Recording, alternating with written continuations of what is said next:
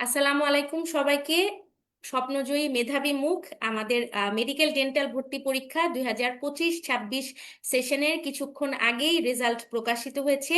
তো রেজাল্ট পরবর্তী তাৎক্ষণিক অনুভূতি প্রকাশের জন্য আমাদের এখন মেডিকোর সাথে লাইভে আছে জাতীয় মেধায় 145তম স্থান অর্জনকারী ফাইরুজ জাহান ও কুমিল্লা ভিক্টোরিয়া সরকারি কলেজের স্টুডেন্ট। মেডিকো রোল হচ্ছে 25006798।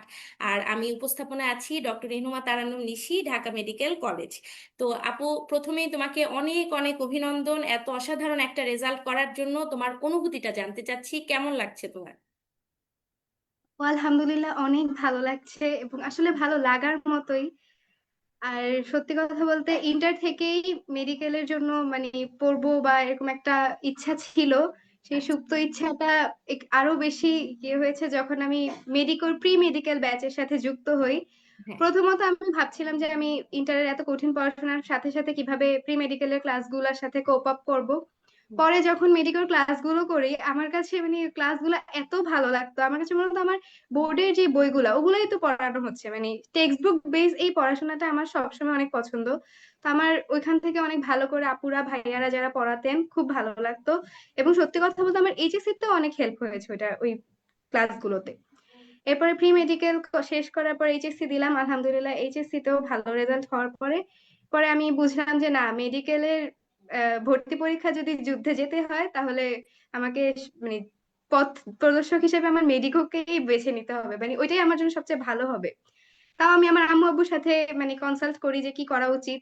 দেন তারা বললো যে না ভালো, প্রথমে ওরাও একটু সংকোচে ছিল, পরে বায়োস্টার পরীক্ষাটার পরে যখন জনি ভাইয়ের সাথে দেখা হলো, ভাইয়া এত ভালোভাবে বোঝালেন সবকিছু যে আম্মু বললো না ঠিক আছে এখানেই পড়তে হবে, তাহলে এখানে পড়লে ইনশাল্লাহ ভালো কিছু একটা হয়তো তুমি চেষ্টা করো, আশা করা যায়। তো আপু মেডিকোর মানে প্রত্যেকটা ক্লাস, টিচার, আপুরা ভাইয়ারা, মেন্টর, আমাদের কুমিল্লা ব্রাঞ্চের ভাইয়ারা, সজল ভাইয়া, আলামিন ভাইয়া, তারপরে মাঝে মাঝে যারা ভাইয়ারা থাকতেন আসতেন আমাদেরকে অনেক কিছু বোঝাতেন। মানে আমি মনে করি যে আলটিমেট যে হেল্পটা দরকার শুধু পড়াশোনা না, সব বিষয়ের যে হেল্প, এটা আমি মেডিকো থেকে সবচেয়ে ভালোভাবে মানে পেয়েছি। এবং আমি তো শুধু মেডিকোকেই ফলো করতাম আসলে।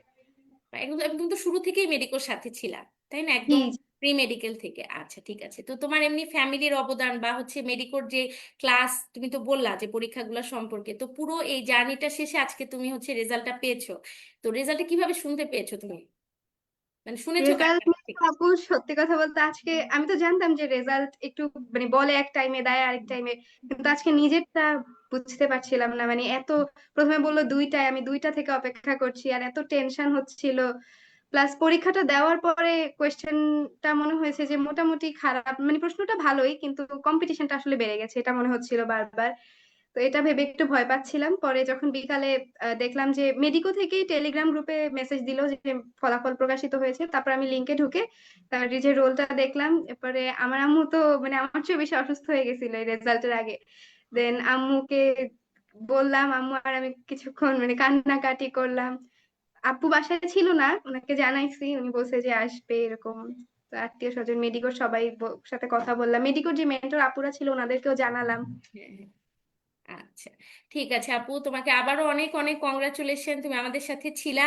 এবং তোমার সামনের দিনগুলো আরো ভালো কাটুক, তোমার জন্য অনেক অনেক শুভকামনা থাকলো। ফাইরুজ জাহান 145তম আমাদের এই মেডিকেল ডেন্টাল যেই অ্যাডমিশন টেস্ট ছিল সেখানে তুমি 145তম স্থান অর্জন করেছো। এটা অনেক বড় ব্যাপার, কোনো চারটিখানি কথা না। তোমার জন্য অনেক অনেক শুভকামনা থাকলো আপু। আমাদেরকে সময় দেওয়ার জন্য থ্যাংক ইউ, ভালো থাকো। আবারও দোয়া কংগ্রাচুলেশন করবেন। তোমাকে। আসসালামু আলাইকুম। ওকে, থ্যাংক ইউ আপু।